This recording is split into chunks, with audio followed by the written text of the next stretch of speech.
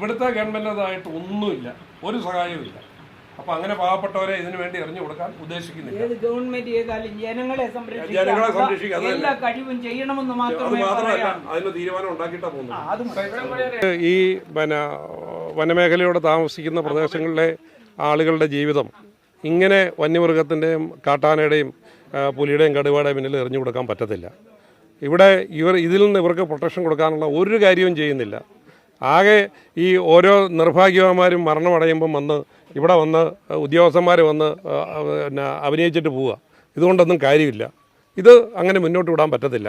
ഇവിടെ ഈ കാട്ടാന ഇറങ്ങുന്ന ഇവിടെ ഈ വനത്തിൻ്റെ മേഖലയിൽ എത്രയോ നാളുകളായി പറക്കുന്നവർ മുന്നോട്ട് വെച്ച ആവശ്യമാണ്. ഇവിടെ വലിയ കിടങ്ങുകൾ വനതിർത്തിയോട് ചേർന്ന് കുഴിച്ചിട്ടുണ്ടെങ്കിൽ അത് ഈ കാട്ടാന ഉൾപ്പെടെയുള്ളത് ഇറങ്ങാൻ കഴിയാത്ത സാഹചര്യം ഉണ്ടാവും. ഞാനിവിടെ ഈ കാട്ടുപോത്ത് 2 പാവപ്പെട്ട കൃഷിക്കാരെ കൊന്നതിന് ശേഷം ഇവിടെ ഈ ഏഞ്ചൽ വാലി, പമ്പ വാലി ഞാൻ ഈ വിഷയം പറഞ്ഞുകൊണ്ട് സത്യാഗ്രഹി വരുന്നതാണ്. അന്ന് ഫോറസ്റ്റ് മന്ത്രിയോടും ഫോറസ്റ്റ് ഉദ്യോഗസ്ഥന്മാരോടും ഗവൺമെൻറ്റിനോടും ആവർത്തിച്ച് പറഞ്ഞാണ് വനമേഖലയിൽ ഇതുപോലുള്ള ഫെൻസിങ് ഉണ്ടാകണം. ഫെൻസിങ്ങിൻ്റെ ഏറ്റവും വലിയ പ്രശ്നം എന്ന് പറഞ്ഞിട്ടുണ്ടെങ്കിൽ ഫെൻസിങ്ങിന് ഒരു ചെറിയ പച്ചപ്പ് കടന്നു കയറി അതിലൊരു ഇലത്തളർപ്പ് അതേ വന്ന് മുട്ടിയിട്ടുണ്ടെങ്കിൽ പിന്നെ അത് ഫങ്ഷൻ ചെയ്യത്തില്ല. അപ്പോൾ അത് മെയിൻറ്റെയിൻ ചെയ്യുന്നില്ല. അത് മെയിൻറ്റെയിൻ ചെയ്യേണ്ട ഫോറസ്റ്റുകാരാണ്. അവരത് മെയിൻറ്റെയിൻ ചെയ്യത്തില്ല. ഇതുപോലുള്ള കാര്യങ്ങൾക്കൊന്നും ഒരു സഹായം ലഭിക്കുന്നില്ല. ആ കാട്ടുപോത്ത് കുത്തി മരിച്ച 2 കൃഷിക്കാർക്ക് കേന്ദ്ര ഗവൺമെൻറ്റാണ് 10 ലക്ഷം രൂപ കൊടുക്കുന്നത്, സംസ്ഥാന ഗവൺമെൻറ് അല്ല. അത് കേന്ദ്ര ഗവൺമെൻറ്റിൻ്റെ ധനസഹായമാണ്.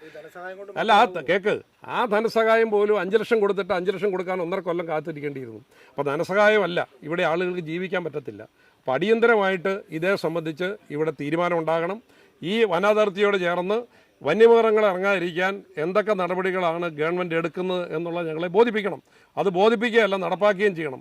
അല്ലാതെ പാവപ്പെട്ട കൃഷിക്കാരെ ഈ കാട്ടാനയുടെ പിന്നിൽ എറിഞ്ഞു കൊടുക്കാൻ കഴിയില്ല. ഇതിവിടെ മാത്രമല്ല, ഈ വനമേഖലയോട് ചേർന്ന് മുണ്ടക്കയം വരെയുള്ള ആ പ്രദേശങ്ങളിൽ എല്ലാ സ്ഥലത്തും ഇറങ്ങിയാണ്. കഴിഞ്ഞ ദിവസം അവിടെ ഒരു വീട് മുറ്റത്തെ കാട്ടാനയെന്നു ഒരു 10ാം ക്ലാസ്സിൽ പഠിക്കുന്ന കുട്ടി പുറത്തിറങ്ങിയപ്പോഴാണ് മിന്നൽ ആന നിൽക്കുന്നത്. അവർ പെട്ടെന്ന് ഓടി വീടിൻ്റെ അകത്ത് കയറിയതുകൊണ്ട് രക്ഷപ്പെട്ടു. ഇവിടെ ഓരോ വീടുകളുടെ അവസ്ഥ ഇതാണ്. അല്ല, അതിനുള്ള തീരുമാനം ഉണ്ടാക്കും. അത് തീരുമാനം ഉണ്ടാക്കാനുള്ള നീക്കങ്ങളുണ്ട്. അത് തീരുമാനം ഉണ്ടാക്കും. ഉത്തരവാദിത്തപ്പെട്ടവരോട് സംസാരിക്കും. തീരുമാനം ഉണ്ടാകുന്നില്ലെങ്കിൽ അതിൻ്റെ അടുത്ത നടപടി ഉണ്ടാകും. ഇത് വനമന്ത്രിക്ക് ഇത് എന്താണെന്ന് അറിയത്തില്ലാത്ത സെനയിലായ ഒരു മന്ത്രി. അയാൾക്ക് ഈ വനം വകുപ്പ് നടക്കുന്ന ഏതെങ്കിലും കാര്യം അറിയാമോ? ഏതെങ്കിലും വിഷയം അറിയാമോ? ഇതിവിടെ ഈ വന്യമൃഗ ആക്രമണം നടന്നു. അതിനു മുമ്പ് കസ്തൂരിരംഗൻ വിഷയം വന്നു. ഈ കസ്തൂരിരംഗൻ വിഷയം കൊണ്ട് ഈ കൃഷിക്കാർക്കുണ്ടാകുന്ന ബുദ്ധിമുട്ട് എന്നാന്ന് മനസ്സിലായിട്ട് അയാൾക്ക് മനസ്സിലായിട്ട് പോലുമില്ല. ഇങ്ങനെ ഒരു ചുക്കനും ചുണ്ണാമ്പനും കൊള്ളാത്ത ഒരാളെ ഈ മന്ത്രിക്കസേരയെ വെച്ച് ഈ പാവപ്പെട്ട കൃഷിക്കാരുടെ ജീവൻ എന്തിനാണ് ബലിയാടാക്കുന്നത്? അയാൾക്ക് വേറെ എത്രയോ പട്ടം കേരളത്തിലെ മുഴുവൻ പാർട്ടികളും കക്ഷികളും പ്രതിപക്ഷ നേതാവ് ഉൾപ്പെടെ പറഞ്ഞു ഇയാൾക്ക് വേറെ ഏതെങ്കിലും സുഖവാസത്തിനുള്ള വകുപ്പ് കൊടുത്തിട്ട് ഇത് വല്ലതും ഭരിക്കുന്ന അറിയാവുന്ന വല്ല മനുഷ്യർക്കും കൊടുക്കാൻ ഇയാൾക്കറിയില്ല. ഇയാൾ ഒരു ദിവസവും ഈ വകുപ്പിനെ സംബന്ധിച്ച് പഠിക്കുന്നില്ല, അഡ്രസ്സ് ചെയ്യുന്നില്ല, കൃഷിക്കാരുടെ പ്രശ്നം അന്വേഷിക്കുന്നില്ല.